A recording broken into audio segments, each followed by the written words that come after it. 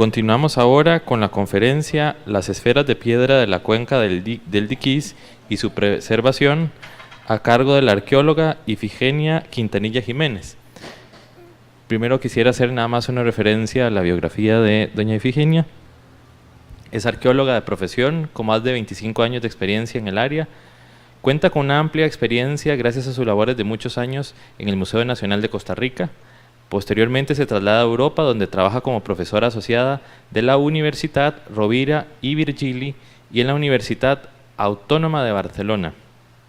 A su regreso al país, labora como consultora internacional para la Oficina Regional para Centroamérica de la UNESCO, adquiriendo una gran experiencia del trabajo en la región Brunca, al sur de Costa Rica. Entre los años 2014 y 2015 se desempeña como consultora ad honorem de la Comisión de Cultura de la Municipalidad de Santa Ana. Posteriormente se especializa en el tema de las esferas precolombinas del sur de Costa Rica y publica un blog en línea dedicado a estas maravillosas obras patrimoniales, buscando con ello crear conciencia para ponerlas en valor y compartir toda la información posible que ponga al alcance de todos los interesados este tesoro costarricense. Con ustedes, doña Ifigenia. Entonces, bueno, buenas tardes. Me alegra estar acá para compartir con ustedes. Perdón, ¿puede acercarse más el micrófono? Bueno, para compartir con ustedes estar en este congreso y compartir con ustedes una serie de datos, de información sobre las esferas de piedra, sobre la situación del patrimonio arqueológico de Costa Rica y bueno, una serie de reflexiones también sobre lo que yo pienso acerca de cómo puede ser la gestión integral del patrimonio arqueológico a partir de un elemento singular como son las esferas de piedra. Para mí las esferas de piedra son un medio para promover una gestión integral del patrimonio arqueológico en el país, para promover un cambio en el modelo de gestión.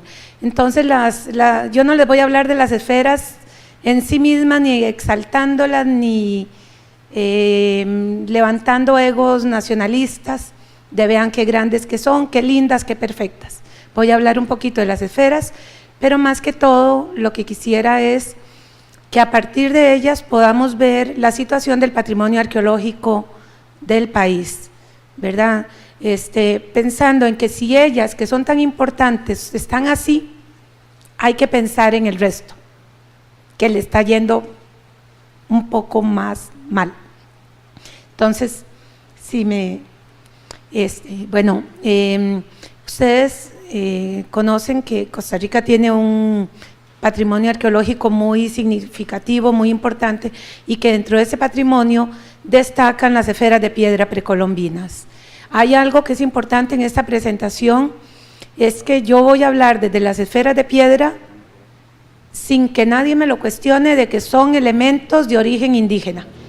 Son objetos de fabricación indígena elaborados en tiempos precolombinos por pueblos que vivían en la zona sur, ¿verdad? Entonces, a partir de eso, eliminando cualquier especulación de atlantes, de extraterrestres, de cualquier otra cosa, estamos hablando de patrimonio arqueológico costarricense, de raíz indígena y de fabricación indígena, ¿verdad? Porque no se puede hablar de patrimonio cultural si estamos hablando de que estamos dudando de que las esferas sean de fabricación indígena. Esto es una premisa básica y muy importante.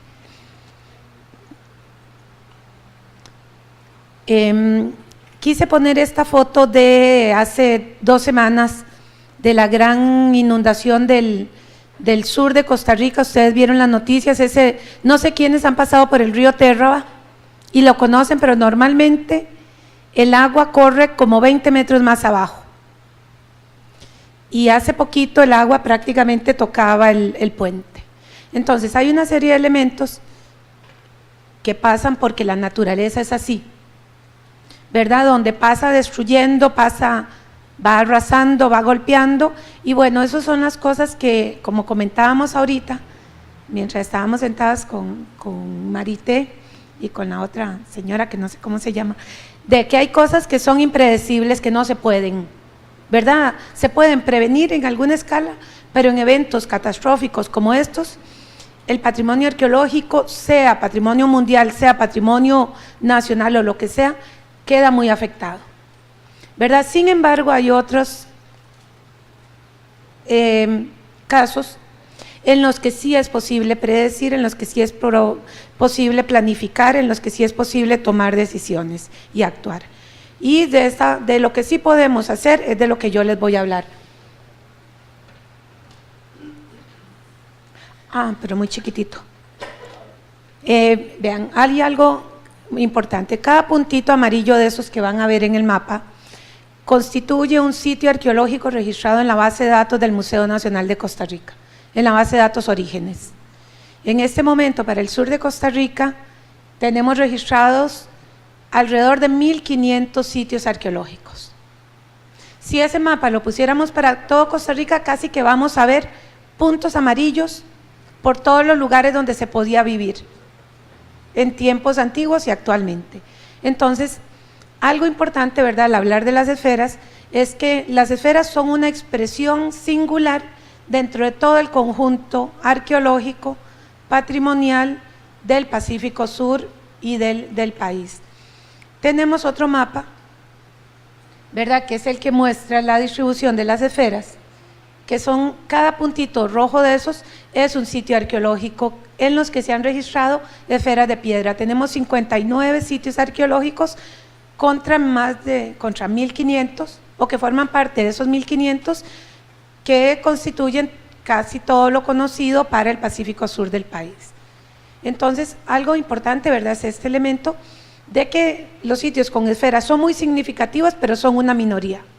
Sin embargo, en este momento, de todo ese conjunto a los que se les presta atención en este momento, es a los 4 sitios que fueron incluidos en la Declaratoria de Patrimonio Mundial del 2014, ¿verdad?, que son los sitios del delta del Diquís. Entonces, algo importante con las esferas es que básicamente las esferas y los sitios arqueológicos que las contienen están ubicados en el Pacífico Sur de Costa Rica, vinculados principalmente a la cuenca del Río Grande de Térraba y a la cordillera costeña, con leves excepciones o casos excepcionales, perdón, como las esferas que hay en Isla del Caño, en Golfito y en otros lados fuera de la cuenca del Grande del Térraba. Entonces, por ejemplo, algo importante de corregir, es decir, las esferas son solamente de Osa, del cantón de Osa, no, hay esferas y sitios con esferas en todo el Pacífico Sur de Costa Rica.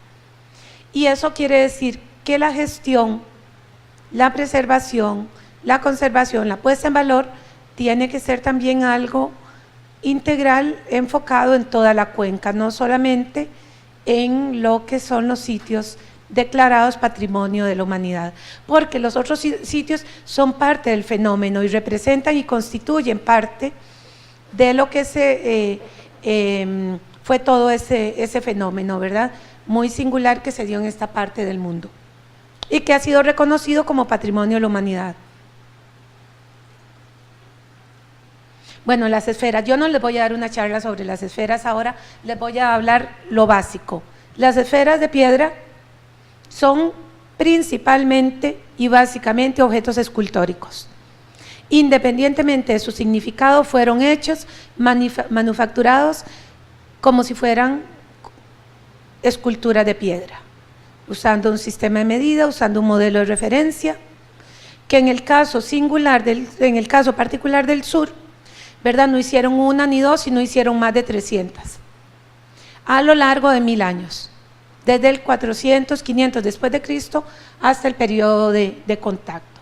Destacan las esferas de que es una forma abstracta materializada, en este caso en piedra, fabricada, ¿verdad?, en un tipo de roca, básicamente gabros, granodioritas, que son rocas muy parecidas al granito, son rocas ígneas intrusivas, algunos casos fueron areniscas o rocas de caliza, que son de tipo sedimentario.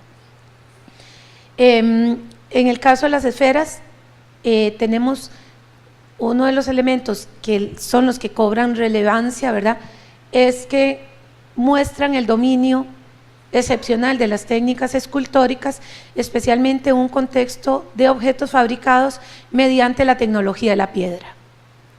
¿verdad? Hay gente que dice, no podemos creer que las hayan hecho con herramientas de piedra. Pero si no aceptamos que las esferas fueron hechas con herramientas de piedra en Costa Rica, tampoco podemos aceptar que las estelas mayas hayan sido hechas en el mundo mesoamericano. No podemos aceptar muchas cosas de la zona incaica, porque toda la América precolombina, la tecnología usada en la vida cotidiana, usada en la creación de muchos objetos, fue mediante la tecnología de la piedra, porque los metales que habían, cuando se tenía ya incorporada la metalurgia, eran metales muy suaves, básicamente oro, la aleación de oro y cobre, o cobre, en algunos otros lugares incluyó platino, pero más que todo para metalurgia en adornos, no para herramientas. Entonces, lo que antes se consideraba como un atraso, que era la tecnología de piedra, en este momento se vuelve un gran valor a nivel de la declaratoria, por ejemplo, en las esferas de piedra, porque fue con la dificultad de usar herramientas de piedra, sin animales de tiro como vacas, caballos ni bueyes que fueron introducidos después de la conquista, ni teniendo rueda, se pudieron hacer esos objetos y se pudieron transportar a lo largo de kilómetros en terrenos de bosque tropical en condiciones muy diversas. Entonces, no solamente lo valioso de las esferas es la forma perfecta, sino las condiciones en que se hicieron, ¿verdad? Eso es uno de los grandes valores, el cómo fueron hechas y transportadas. Son las esferas una muestra de la capacidad humana de organización del trabajo, ¿verdad? Les decía, en ausencia de animales de tiro, de rueda, era organizar el trabajo, era innovar, palancas, era hacer caminos, puentes, ¿verdad? Entonces estamos hablando de un tipo de objeto que fue todo un reto humano y que muestra que en esta región de Costa Rica, sin influencias externas, pudieron ser capaces o fueron capaces de hacer eso, ¿verdad? En el caso de las esferas de piedra, un elemento muy importante es que el viejo modelo de las influencias mesoamericanas, sudamericanas, donde se decía que éramos puente biológico, puente cultural, producto de influencias, las esferas de piedra junto con otras expresiones materiales nos dicen, no, señores, esto es producto local de consumo local, no tiene que ver con influencias externas. Y estamos hablando de grupos que desarrollaron sus propios procesos sociales. Y ese es el otro gran valor de las esferas, que nos muestran esa singularidad, esas capacidades de creación, de innovación de las poblaciones indígenas, en este caso del sur de Costa Rica. Y esto es un elemento muy, muy importante y por eso son patrimonio mundial. Si fueran una influencia cultural, si la idea, la tecnología hubiera venido de fuera, no serían patrimonio mundial, porque el patrimonio mundial es un reconocimiento a los logros humanos, a lo que muestra la excepcionalidad, ¿verdad? Y en el caso de las esferas, ese valor excepcional universal se expresó en estas poblaciones del sur de Costa Rica, creando estos objetos singulares que miden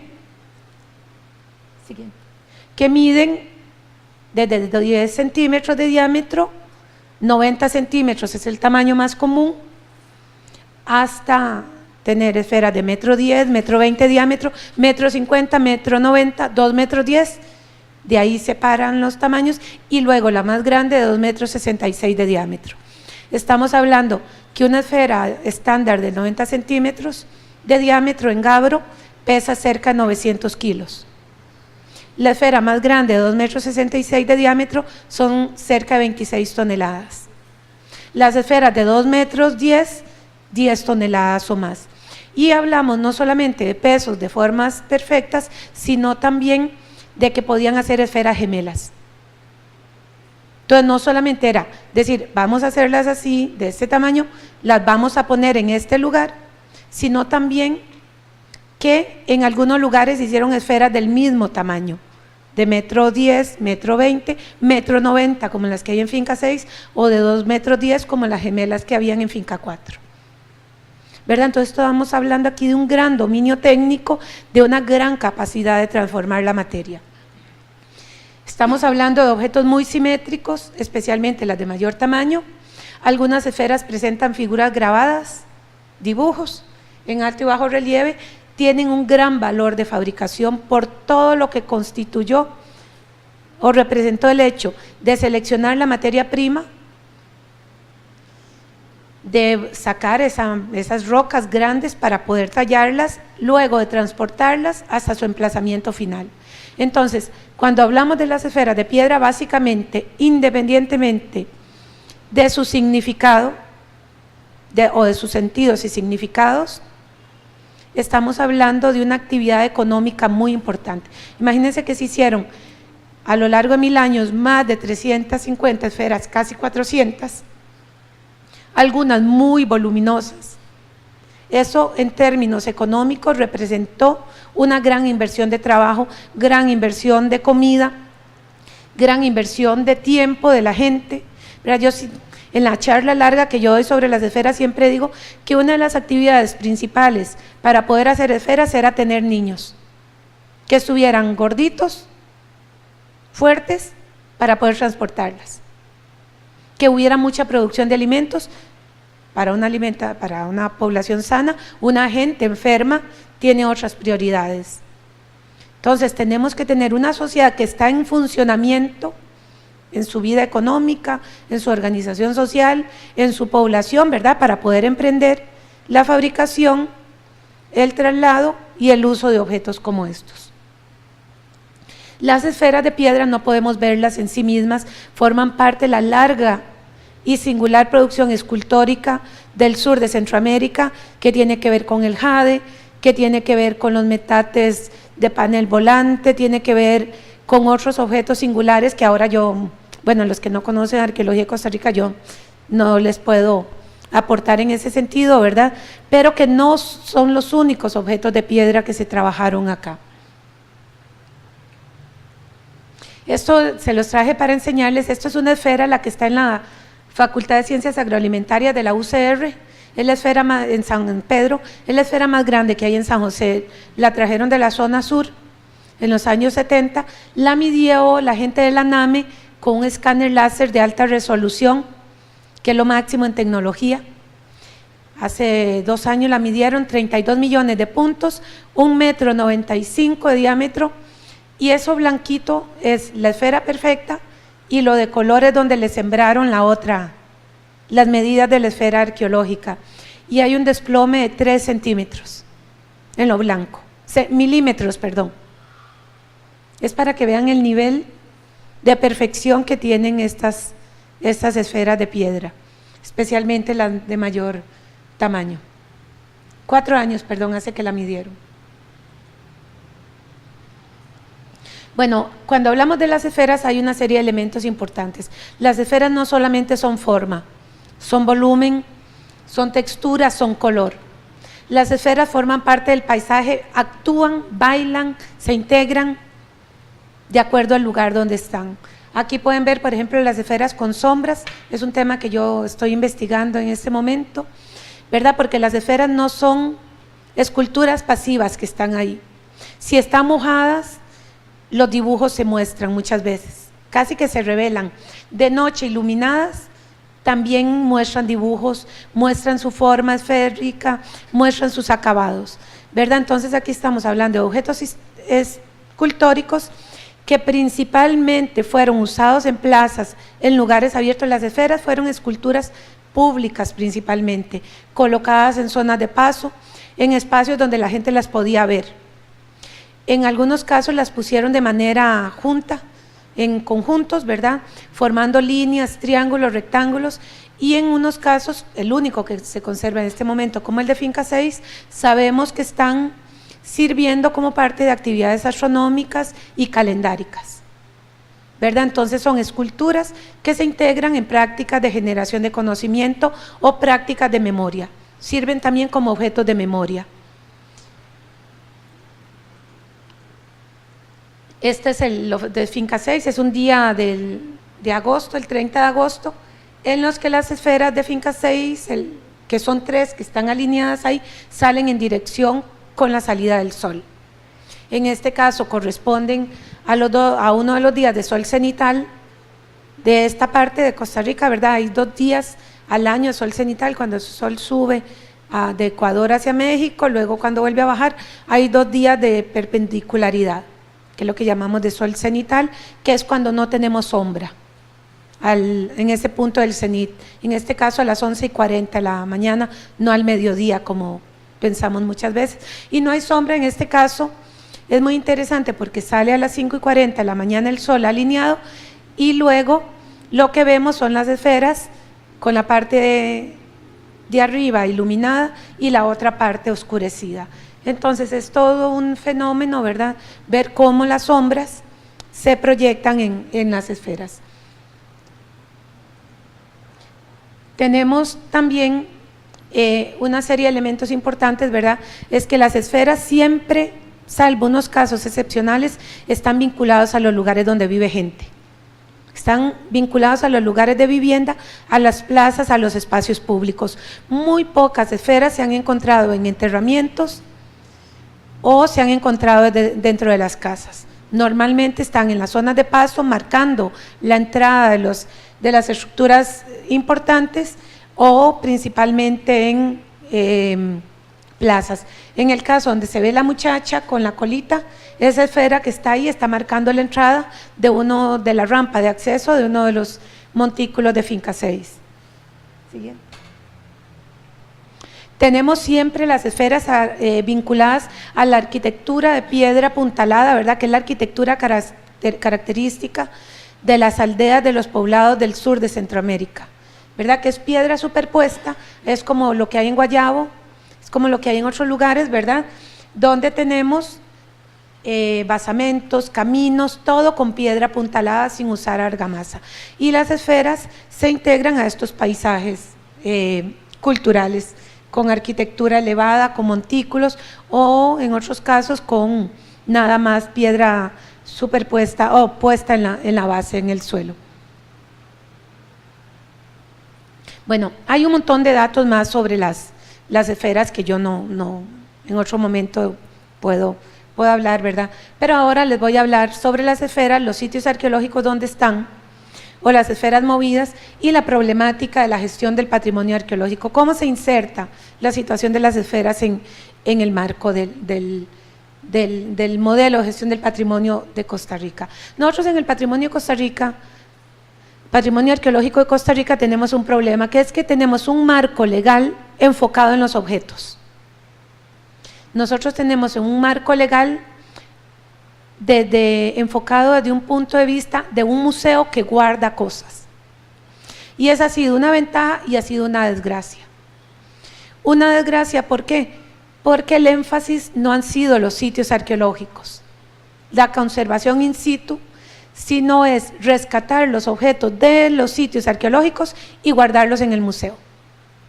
¿Eso qué es lo que ha implicado y qué implica en este momento? Ha implicado que básicamente los arqueólogos y arqueólogas nos dediquemos a desguazar los sitios arqueológicos para salvar los objetos que hay ahí y llevarlos al museo, estudiarlos, analizarlos, numerarlos, en algunos pocos casos restaurarlos y se van a las bodegas del Museo Nacional. Como no tenemos una legislación que está enfocada en los sitios arqueológicos, en la puesta en valor de esos sitios arqueológicos, salvo casos muy excepcionales, entonces en este momento nos encontramos con una serie de sitios arqueológicos que tienen objetos de gran valor patrimonial, como los de las esferas, donde si no fueron incluidos en la Declaratoria de Patrimonio Mundial, que solo fueron 4, a los otros se les aplica la otra legislación, ¿verdad? Entonces eso es una problemática muy grande, ¿verdad?, en el marco legal. La mayoría de sitios arqueológicos de Costa Rica están en propiedades privadas. Como en Costa Rica la propiedad privada es inviolable, solamente expropiando, si el propietario no quiere colaborar, se puede salvar y proteger.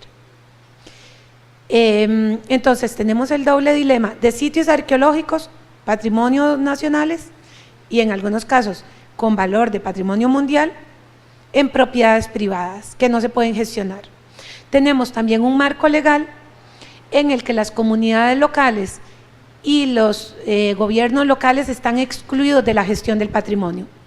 Entonces, en este momento, por ejemplo, nos enfrentamos a que en este momento y desde hace 20, 30 años, donde encontrar un sitio arqueológico es un problema. Y la gente dice, saquen eso, llévenselo, que lo recoja el museo y nos quiten el problema.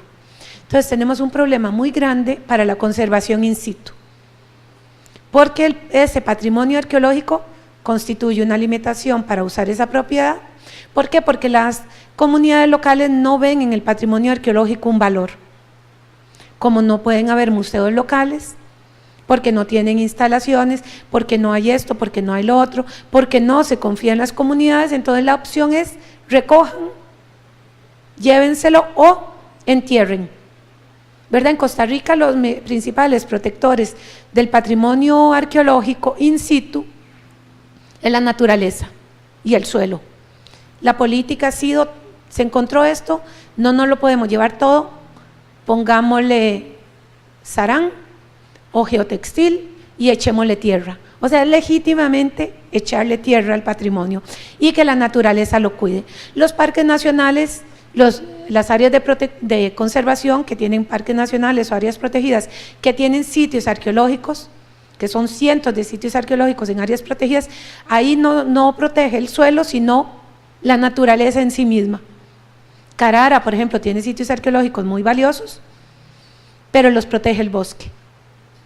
¿Verdad? Entonces, tenemos este gran problema de que no hay una protección in situ. Hay una problemática muy grande, ¿verdad? Especialmente en los sitios con esferas de piedra declarados como patrimonio mundial, y si esto se lo aplicamos al resto del patrimonio arqueológico de Costa Rica, que son las 5 Cs del patrimonio mundial, si las tomamos una por una, tenemos gravísimos problemas. Yo no sé si ustedes conocen las 5 Cs del patrimonio mundial. Tiene que ver con la credibilidad, con la conservación, con las comunidades, con la creación de capacidades locales y con la comunicación. El patrimonio debe ser creíble. Para que sea creíble hay que estudiarlo. Hay que conservarlo, pero no solamente los objetos, no solamente las estructuras, sino el paisaje también, porque en el caso de lo arqueológico, sin el paisaje es muy difícil entender los sitios antiguos. Hay que trabajar con las comunidades. El patrimonio, si no beneficia a las comunidades locales, no tiene sentido tampoco, porque el patrimonio no es solamente para el goce y el disfrute estético, sino que tiene que ver con una serie de valores que incluye económicos, si puede mejorar, ser una alternativa económica para la región, tiene que ver con las identidades locales, tiene que ver con apego al territorio, tiene que ver con el poder disfrutar de un lugar, tiene que ver con una serie de valores para las comunidades locales, tiene que ver con la creación de capacidades locales, es que las comunidades tienen que ser capaces de participar, tienen que ser formadas para que formen parte de quienes gestionan ese patrimonio y, idealmente que sean ellos. Entonces, la creación de capacidades locales en la investigación, en la conservación, en la puesta en valor, en la restauración, en todas las distintas facetas de ese patrimonio es algo fundamental. No puede ser que en el caso de las esferas vengan desde San José, vayan hacia el sur a tomar las decisiones sobre ese patrimonio porque no existen capacidades locales para que pueda haber una participación informada con criterio técnico y científico, ¿verdad? Yo puedo decir, no, estamos trabajando con las comunidades. Sí, pero si las comunidades no dominan, porque el otro elemento de la comunicación, de transferencia de conocimiento, no se les ha dado, ¿qué criterio pueden dar para participar? ¿Verdad? Entonces, en la creación de capacidades es muy importante, en los beneficios de las comunidades, es cuánto están formadas esas comunidades para poder participar en la gestión. Y entonces, si nos basamos en estas 5 Cs, ¿verdad? Y evaluamos la gestión integral, si existe o no una gestión integral de los sitios con esferas de piedra, podemos ver una serie de problemas. ¿Verdad? Salvo los sitios, 4 sitios y algunos otros que fueron estudiados para crear el expediente de candidatura, tenemos un problema serio con los sitios, con las esferas, es que la investigación es escasa, es fragmentada, es poco especializada, no es interdisciplinaria, salvo casos puntuales, está poco actualizada en términos metodológicos y está pobremente financiada. Y es muy triste que eso se lo diga yo, que tengo 25 años de estar dedicada a la investigación de las esferas de piedra y a los sitios con esferas. ¿Verdad? Alguien dirá, ya, pero entonces, ¿qué tipo de investigación ha hecho Ifigenia? ¿Qué tipo de investigación ha hecho la gente del museo? Pero bueno, hemos hecho una investigación con lo que hemos podido, a como se ha podido, no para algo que tiene estatus de patrimonio de la humanidad. El otro problema, ¿verdad?, es el tema de la conservación. Este país tiene una deuda terrible y yo pienso que si en algún momento fuéramos críticos sobre cómo hemos sido individualmente y colectivamente, cómo hemos actuado con el patrimonio arqueológico, las esferas de piedra son el mejor reflejo. Más de un 95% de las esferas de piedra conocidas han sido movidas de su lugar original, de los sitios arqueológicos donde estaban. Eso implica que ahora sea imposible saber muchas cosas sobre las esferas porque la mayoría ya no están en los sitios arqueológicos y ya no hay manera de ir para atrás porque no quedaron dibujos, no quedaron fotos, no quedaron informes. Toda la gente rica, los curas, los de las instituciones públicas, los curiosos, decían, yo puedo trasladar esa esfera, me la llevo, regáleme esa esfera, me la traigo para mi casa. Ah, movámosla a ver qué es lo que hay abajo. Ah, no, hagámosla para allá porque tenemos que construir este camino. Entonces, más de un 95% de las esferas se movieron entre los años 30 a los años 80 del siglo pasado. Y eso constituye un problema muy grande, no solo para la investigación, sino para la conservación, porque ahora la mayoría de esferas que vemos son esferas que están movidas de sus lugares originales, ahora tienen un nuevo sentido, un nuevo significado en los espacios donde están. Se han hecho recuperaciones, pero ya es muy difícil. Entonces, está eso por un lado, es muy difícil integrar las esferas de piedra a los sitios arqueológicos de donde provenían porque no sabíamos de dónde estaban. Hay otro problema con la conservación y es que la arquitectura vinculada a los sitios arqueológicos con esferas es un tipo de arquitectura relativamente frágil, ¿verdad? Es esta arquitectura de montículos, de basamentos, de piedra apuntaladas que es muy fácilmente erosionable. Entonces ese es un problema. El otro problema, ¿verdad?, es que en Costa Rica, como la arqueología ha estado enfocada en los objetos, entonces hay gente formada para restaurar objetos arqueológicos, pero no tenemos gente formada, ni tenemos una tradición de conservación de objetos escultóricos in situ, en condiciones tropicales. No tenemos expertos en conservación de este tipo de estructuras, se han hecho cosas, más que todo en Guayabo de Turrialba, bajo una prueba y error, que los errores ya se están viendo, se han venido viendo, por ejemplo, en el caso de Guayabo, con el colapso en una parte del montículo mayor, con una serie de problemas, ¿verdad? Entonces, en los casos de los pocos sitios, los 4 sitios que son patrimonio mundial, hay un mantenimiento básico y en momentos puntuales. Los otros sitios no están incluidos dentro de medidas de conservación ni restauración. Están enfocados en algunas esferas, algunas en muy mal estado, que prácticamente se van a romper en muy poco tiempo, y la tendencia es que lo que se localiza a través de las excavaciones se vuelve a tapar. Esto implica que la gente dice, ¿para qué están investigando si lo van a tapar?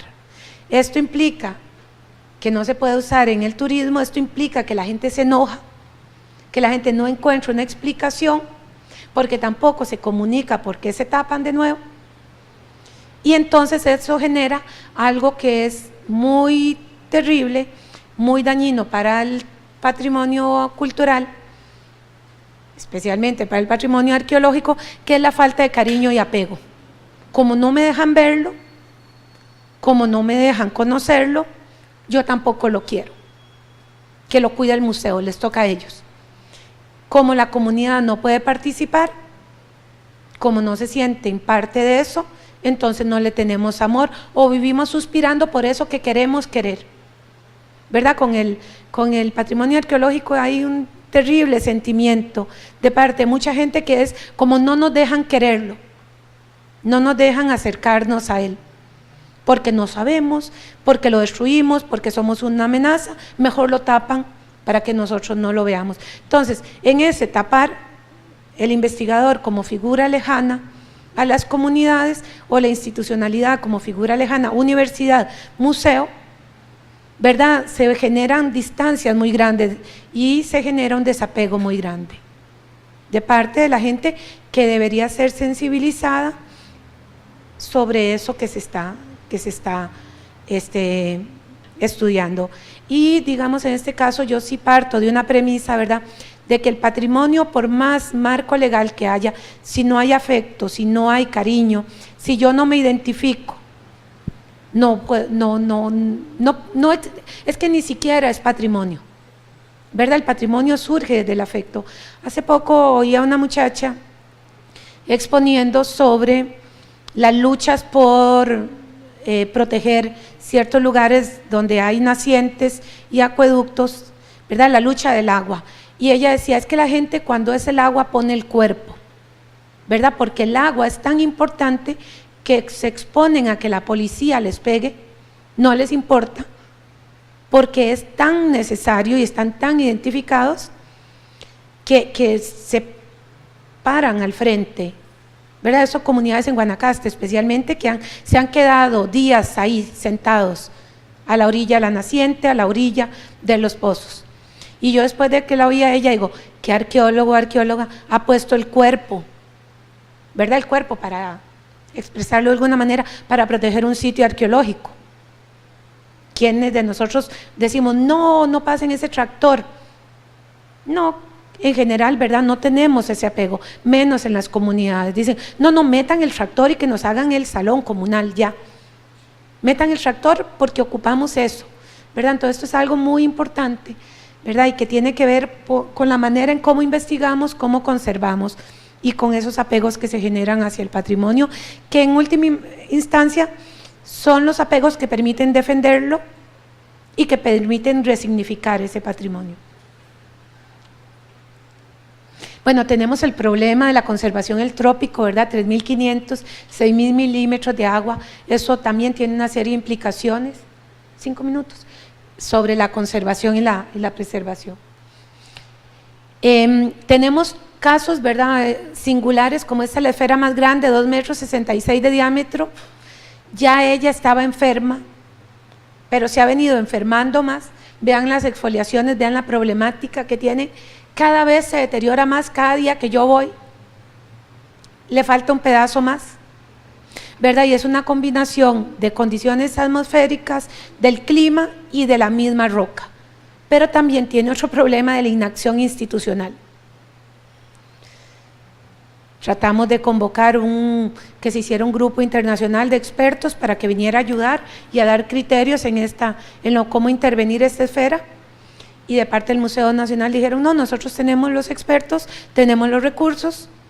Ahora, bueno, se asesoran con una experta mexicana, ella vino, este año trabajaron las de Finca 6, pero no trabajaron esta esfera del silencio. Entonces, bueno, estas son problemáticas que hay, ¿verdad?, de cómo el patrimonio no solamente está haciendo, bueno, tiene una serie de problemas, sino que ya físicamente en su materialidad presenta un deterioro muy grande.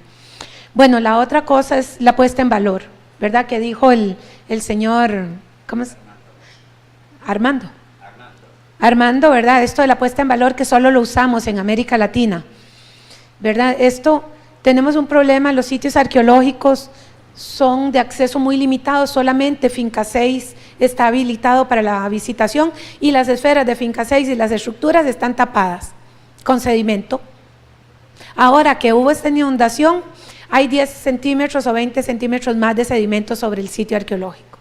Entonces la gente no puede ver y lo que ve es lo que está movido. Los otros sitios, bueno, el silencio, como el que pasé anterior, que es uno de los 4 sitios de patrimonio mundial, se puede ir, pero no está habilitado para la visitación. Entonces, bueno, eso es un problema. Son propiedades del Museo Nacional. Hay otros sitios con esferas, pero son propiedades privadas que no se pueden tampoco accesar a ellos. Hay una problemática, ¿verdad?, que es que hay gran presión del sector turismo, porque dicen, esto es un sitio de patrimonio mundial, queremos ir, queremos que la gente vaya, pero no lo podemos ver. Y en este momento se debate si es conveniente que la gente vaya a estos lugares porque la gente constituye una amenaza para su conservación. Entonces, esto es un problema muy grande, ¿verdad?, porque ante esta situación de que existe una declaratoria de patrimonio mundial, de que decimos que eso es muy valioso, muy importante, tampoco se puede ver, tampoco está accesible porque no hay museos en la región. Hay un centro de visitantes, pero un centro de visitantes no es un museo, ¿verdad?, porque hay limitaciones de acceso a la documentación, a la información. Existe esta falta de credibilidad, pérdida de confianza, al no responder a las demandas locales. Por lo tanto, este patrimonio no se puede convertir en una opción o en un elemento que ayude a las economías locales. Y tenemos una problemática especial en el sur. Es trabajo que yo hago con las comunidades allá, porque no puede ser que venga gente de fuera a conocer las esferas y los vecinos, especialmente la gente más pobre de ahí, nunca las hayan podido visitar. Entonces yo hago un trabajo ahí de transferencia de conocimiento y de creación de afectos con el patrimonio con campesinos de esto, pero bueno, no me puedo alargar, ¿verdad? Esto que les decía, como en Costa Rica hay otra cosa muy problemática, ¿verdad?, que el patrimonio arqueológico se ha manejado desde el discurso de la identidad nacional, como algo en el imaginario que no tiene una materialidad, o que tiene una materialidad pero que solo se expresa en los museos, que es algo que no es para las comunidades locales, sino que se entiende que es para todos y para todo el país. Entonces esto afecta mucho, ¿verdad? Yo pongo esto, las poblaciones locales están en una situación de asimetría en el acceso a la información y al conocimiento, porque si quieren ver algo, los objetos vinculados a los sitios con esferas tienen que venir a San José. Si quieren ver el oro de Finca 4 vinculado a los sitios con esferas de piedra, que los sitios donde habían esferas de piedra a partir del 800 después de Cristo desarrollan también una metalurgia excepcional, tienen que venir al Museo del Oro, ¿verdad? Entonces esto es una problemática muy grande, grupos locales débiles, poco formados y en una situación de desventaja en la toma de decisiones y en la capacidad de participar de este patrimonio. Desde mi perspectiva, ¿verdad?, y era una perspectiva que la oficina regional, yo no represento en este momento a UNESCO, pero que fue un trabajo que ellos me contrataron, ¿verdad? Mi recomendación era de que no se podía enfocar en los sitios de patrimonio mundial únicamente, en los 4, sino que debería abordarse desde una estrategia regional, integral, desde el paradigma de cultura y desarrollo, porque el patrimonio tiene que estar integrado al desarrollo de las comunidades. El patrimonio tiene que dar distintos beneficios. Entonces, en una región tan pobre como la región Brunca, ustedes saben, la región Brunca, donde están estos sitios con esferas de piedra, sitios con metalurgia, y donde se concentra un alto porcentaje de la biodiversidad del país, es la región más pobre de Costa Rica. Tienen los índices más altos de pobreza, de desempleo. Y yo, para terminar, voy a citar a quien siempre cito, que no es un intelectual, es el alcalde de Osa, y él siempre dice: la desgracia de Osa es tener esos sitios arqueológicos y tener esos bosques.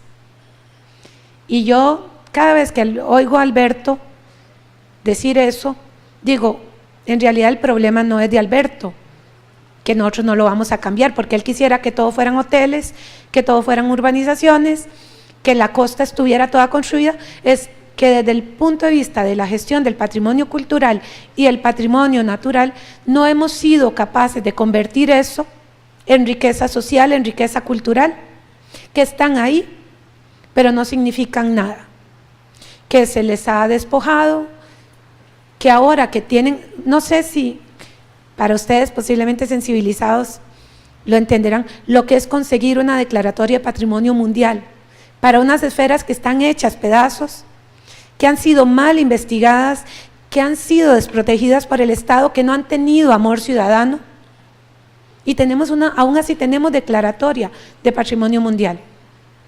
Tenemos sitio Ramsar, que es el humedal de Sierpeterra, tenemos unos bosques como Corcovado, todo lo de Piedras Blancas, tenemos el Parque Internacional La Amistad, que es patrimonio de la humanidad natural, y ahí viva la gente más, alguna de la gente más pobre. Entonces algo está fallando ahí, ¿verdad? Y a mí no me gusta la conservación en sí misma, el patrimonio en sí mismo, porque estos objetos no fueron hechos y estas sociedades no aspiraron a convertirse en patrimonio. Eso es una construcción nuestra, eso es una necesidad nuestra. Esto no tiene que ver con el pasado, esto tiene que ver con el presente, ¿verdad? Y es muy importante reflexionar el patrimonio, su conservación, su preservación, su puesta en valor, todas las distintas facetas a partir del presente. No diciendo lo guardamos para el futuro, no. Las acciones del presente determinan el futuro. Y el presente es volver a ver para otro lado, hacernos los indiferentes, no cambiar el marco legal, no formar profesionales en gestión de patrimonio, no formar conservadores, no formar restauradores, seguir haciendo arqueólogos que creen que hacen ciencia pura, seguir mirando para otro lado que las comunidades no nos importan, ¿verdad? Entonces yo creo que estamos haciendo las cosas mal, que necesitamos replantear el modelo y que desde mi punto de vista la única manera de cambiar el modelo es desde la presión de la ciudadanía, porque no va a venir ni de las instituciones ni de los gremios que históricamente han venido trabajando en esto. Bueno, muchas gracias.